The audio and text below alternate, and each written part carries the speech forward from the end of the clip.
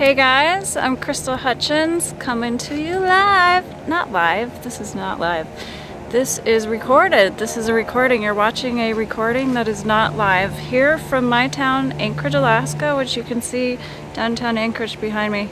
I'm turning on my timer because I'm a very verbose tangentologist and I need reference to not go over 10 minutes. Oh, can you hear that? It's click, click, click, click, click, click. Okay, 10 minutes about what poker means to me.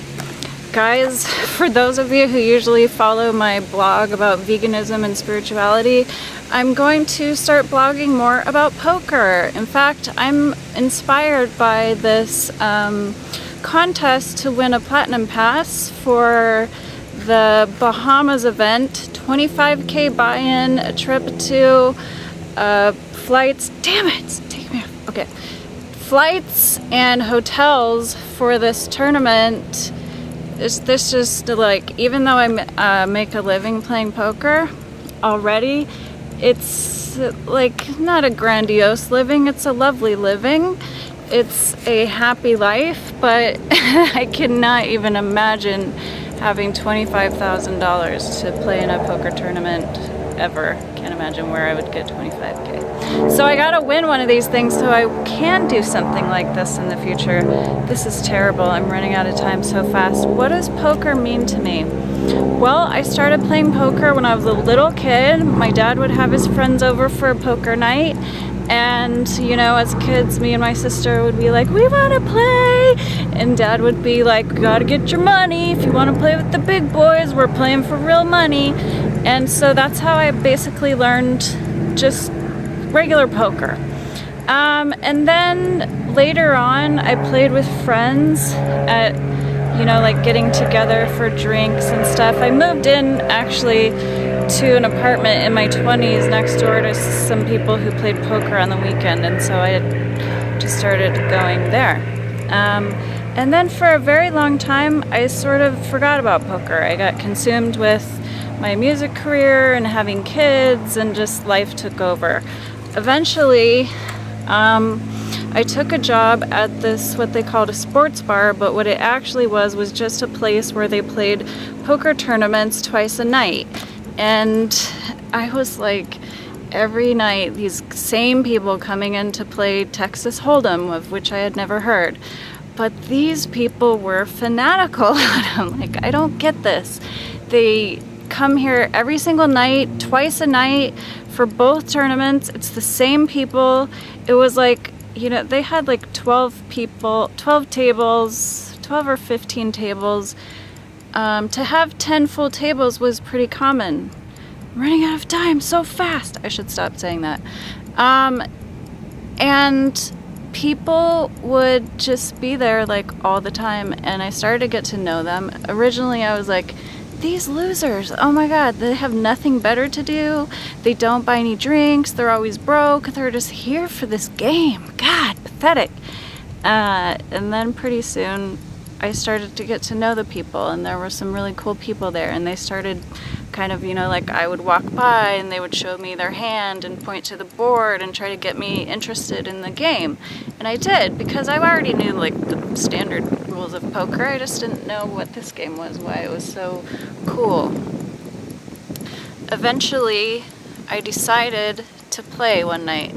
After, you know, getting to know the game pretty well, I was more curious why people kept coming back, and eventually when I sat down, I realized almost immediately, like, oh my god, I get it now. These people are adrenaline junkies. Like, it doesn't matter if you win or lose, you get that hit of adrenaline each time, and like, you don't have to do anything for it. You don't have to jump out of a plane or go jogging. You're just, oh my god, crazy, what a crazy hand. And then everything I started to see how interesting it was, how anything could happen, how so many things could happen when you're sharing cards. And also, I'm a very intuitive person. I'm very into the energy of people and things and how we're affected by it. I see auras and read energy fields. I'm empathic, so I feel what other people are feeling sometimes.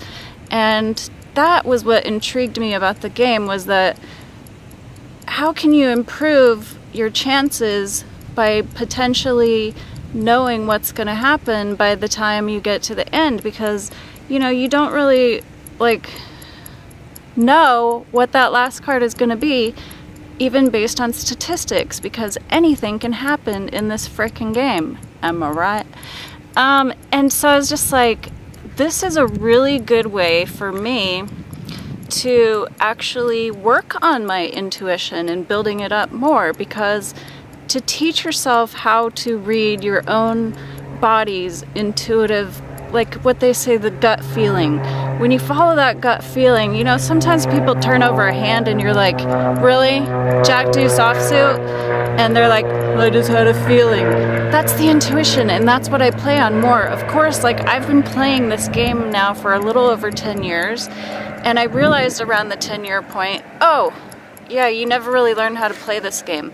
Statistics for me, it's really simple. It's 50-50. You're either going to win the hand or you're going to lose. But it's the game itself that's just so much, there's so much, what is it?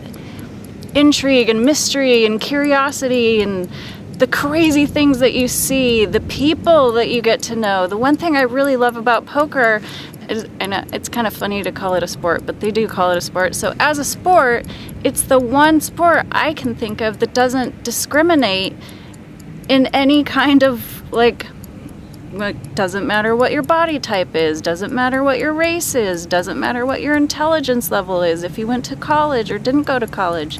These things don't matter. But what's so cool is that levels the field and brings it around for almost anyone to be able to learn. You know, for someone like me who's never read a book about poker, all this time I have never read a book about poker, specifically because I don't want anyone's concepts and ideas to get stuck in my mind and become something that I start leaning on or falling apart because of. I have learned for myself specifically certain things that if I don't do, bad things happen. You know, people like to rub me about doing things like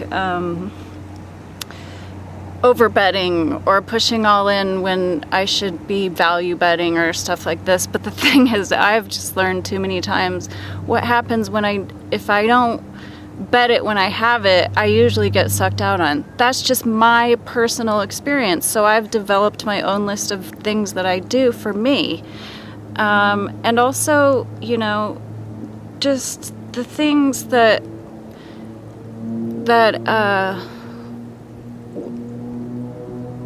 are statistically probable don't matter in the way that I play poker. I'm a very different type of poker player. I'm really always gut checking at every moment. And also reading people is so important because there are so many different kinds of players. There's aggressive players, there's passive players. And if you understand your opponent, you know better what kind of moves to make. These are the ways that I play poker. I don't want to get little statistics and book stuff in my head. Of course, like, these things have filtered down over 10 years. I've seen so many things that sometimes I just go on instinct of what I think will happen. But most of the time I'm sitting there. I liked when Phil Hellmuth started talking about white magic and positivity. I haven't read his book, but I almost want to, just because he does talk about that, because I think it's very important to be in a good mood, a positive mood, no matter if you're winning or losing. If you start to go on tilt or have bad moments or like just feel like shit, you should walk away from the poker table, because I have noticed my best playing is when I'm happy and positive. And also, on my last trip visiting my daughter in Oregon, I paid for all my hotel rooms at casinos and stuff. We don't have those up here. I just have a home game at my little house with my friends, and you'll see that in my next vlog. And I hope that's enough to let you know about how much poker means to me. I'll tell you more later, because this vlog is going to continue, but if you see me at the tables, just know, these are prescription, baby. Not really.